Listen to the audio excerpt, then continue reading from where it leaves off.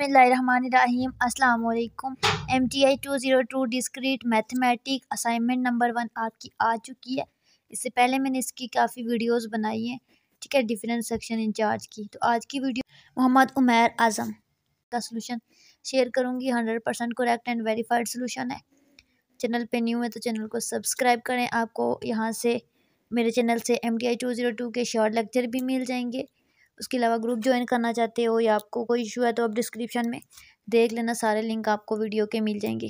Question number 1 में आपने क्या करना है, आपको 2 कंडीशन गिवन है, ठीक है, प्रीमाइसिस कहते हैं इनको, और एक कंक्लूजन गिवन है, ठीक है। इसको देख के आपने सबसे पहले तो उसको सिंबल की फॉर्म में लिखना है, देन आपने इसकी लॉजिक फॉर्म लिखनी है, ठीक है, हर आर्गूमेंट की। उसके बाद आपने क्या करना है, चेक करना है इसकी वैलिडिटी को बाय यूजिंग ट्रूथ टेबल। तो ट्रूथ टेबल ड्रा करके बताना है कि ये वैलिड है या इनवैलिड है, ठीक है। अच्छा, क्वेश्चन नंबर 2 में आपको एक डायग्राम गिवन है, इसको कहते हैं सर्किट डायग्राम, ठीक है। इस डायग्राम के अकॉर्डिंग आपने इसको सॉल्व आउट करना है। सबसे पहले आपने इसको सिंबॉलिक फॉर्म में लिखना है, ठीक है, आउटपुट लिखनी है, फिर उस आउटपुट को आपने सॉल्व आउट करना है, ठीक है। और इसके लिए आपको 2 कंडीशन गिवन है, पी क्यू की एक ही लाइन गिवन है, ठीक है, वैल्यू गिवन है, तो एक ही लाइन को सॉल्व आउट करना है, ठीक है। इसके सोल्यूशन को स्टार्ट करते हैं। अच्छा, इसमें हमारे पास क्वेश्चन क्या है, इसमें प्रीमाइसिस है। पहला प्रीमाइसिस है if Tom is on team A, ठीक है, इसको हम पी का नाम देते हैं। Then Huma is not on team B, इसको हम क्यू का नाम देते हैं, Huma is on team B, ठीक है। तो हमारे पास आ क्या देगा, Tom is on team A, ठीक है, इसकी जगह पे आ जाएगा पी, और देन की जगह पे इम्प्लाइज आ जाएगा कंडीशन का सिंबल, ठीक है। और Huma is not on team B, ठीक है, तो हमारे पास निगेशन क्यू आ जाएगा, नॉट भी लग रहा है, ठीक है, क्यू के साथ निगेशन आ जाएगा। पहला प्रीमाइसिस सॉल्व हो गया। दूसरा premises if Huma is on team B में है, ठीक है, तो टीम बी हमारे पास क्या था, क्यू था, क्यू लिखा, देन इम्प्लाइज आ जाएगा, और Tom is not on B, तो टॉम के साथ हमारे पास फिर निगेशन पी आ जाएगा, ठीक है। दूसरा प्रीमाइसिस भी इस तरह से सॉल्व आउट हो जाएगा। ये Huma is on team B, ठीक है, क्यू लिखेंगे और देन है तो हम इम्प्लाइज डालेंगे, और उसके बाद Tom is not on team A, तो टॉम जो है पी है तो निगेशन पी आ जाएगा, नॉट लग रहा है, ठीक है।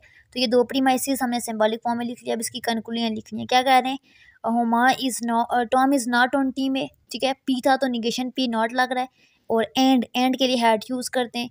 उसके बाद Huma is not on team B, ठीक है, तो इसमें भी निगेशन क्यू आ जाएगा क्योंकि नॉट लग रहा है। अब ये प्रीमाइसिस हो गई, ये कंक्लूजन सिंबॉलिक फॉर्म में हो गई। अब इसका हमने ट्रूथ टेबल ड्रा करना है, उसकी वैलिडिटी को चेक करना है। पी का कॉलम ड्रा किया, क्यू का निगेशन पी का, निगेशन क्यू का, फिर पी इम्प्लाइज निगेशन क्यू, ठीक है, पहला प्रीमाइसिस, फिर दूसरा प्रीमाइसिस, और एंड पे कंक्लूजन फाइंड आउट की। अब आप यहाँ पे देखें हमारे पास क्या आया है, पी इम्प्लाइज निगेशन। अच्छा, निगेशन में क्या होता है, जो वैल्यू ट्रू है वो फॉल्स हो जाती है, जो फॉल्स है वो ट्रू हो जाती है। इस तरह से हमने पी की हमने निगेशन निकाली तो इसका ऑपोजिट होगी वैल्यू, ठीक है। फिर हमने क्यू की निकाली तो हमारे पास वैल्यू ऑपोजिट होगी, ठीक है। अब हमने पी इम्प्लाइज निगेशन क्यू निकालना है, पी वाला कॉलम देखना है और निगेशन क्यू वाला कॉलम देखना है। इसमें होता है कि पहली वैल्यू ट्रू हो दूसरी फॉल्स हो तभी फॉल्स होता है, उसके अलावा बाकी सारी कंडीशन में ट्रू होता है। तो इस तरीके से हमारे पास ये आंसर आ जाएगा। हमारे पास क्यू इम्प्लाइज निगेशन पी निकाला है, यानी कि क्यू वाला कॉलम देखना है और निगेशन पी वाला कॉलम देखना है।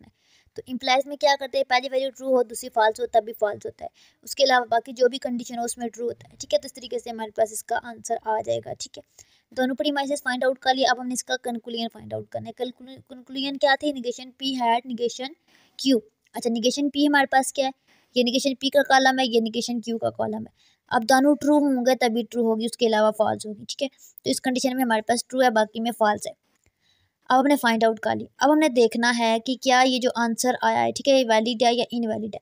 तो आपके हैंड आउट के अंदर एक पेज है, इसकी वैलिडिटी के कुछ तरीके कि किस केस में वैलिड है। तो सबसे पहला क्या कह रहे हैं कि जब हमारे पास सारे प्रीमाइसिस ट्रू हों और आंसर भी ट्रू हो तो वैलिड होता है, ठीक है। यहाँ पे देखिए लास्ट में हमारे पास क्या है, सारे प्रीमाइसिस ट्रू हैं, in last row all premises are true, और हमारे पास कंक्लूजन भी ट्रू है, तो यहाँ पे ये वैलिड है, ठीक है। और अगर हमारे पास सारे प्रीमाइसिस ट्रू हों और कंक्लूजन फॉल्स हो, ये देखिए हैंड आउट के अंदर मेंशन है, ठीक है, तो हमारे पास इनवैलिड होती है, ठीक है। तो यहाँ पे देखिए सेकंड और थर्ड रो में हमारे पास प्रीमाइसिस तो ट्रू हैं लेकिन कंक्लूजन फॉल्स है, तो यहाँ पे ये इनवैलिड है, ठीक है। ये 3 हमारे पास 2 रिक्वायरमेंट थी, तो पहली वाली को तो छोड़ दो, उसमें फॉल्स ही है, कंक्लूजन ही हमारे पास क्रिटिकल रो ही नहीं है, ठीक है ही फॉल्स, इसमें प्रीमाइसिस ही फॉल्स है। अब यहाँ पे क्या प्रूव हुआ कि 2 रोज हमारे पास इनवैलिड है और एक वैलिड है, ठीक है। तो कंक्लूजन क्या हुई कि हमारे पास ये इनवैलिड है क्योंकि ज़्यादा चीज़ें हमारे पास यहाँ पे इनवैलिड में आ रही हैं, ठीक है।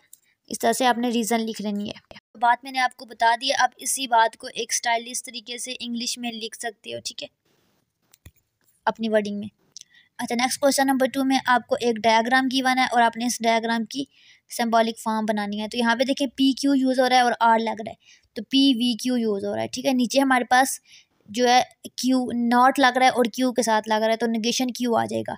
और इसके पीछे जो सर्कट लग रहा है वो एंड है, तो सेंटर में दानू ब्रैकेट के एंड आ जाएगा, ठीक है। ये इस तरीके से इसकी सिंबॉलिक फॉर्म आ जाएगी। अब आपने क्या करना है, पी और क्यू की वैल्यू गिवन है, आपने ट्रूथ टेबल ड्रा करना है और आउटपुट लिखनी है। देखिए पी क्यू लिखा, निगेशन पी लिखा, निगेशन क्यू लिखा। अब हमने P V Q find out किया पहले, ठीक है, फिर हमने पूरा फाइंड आउट किया।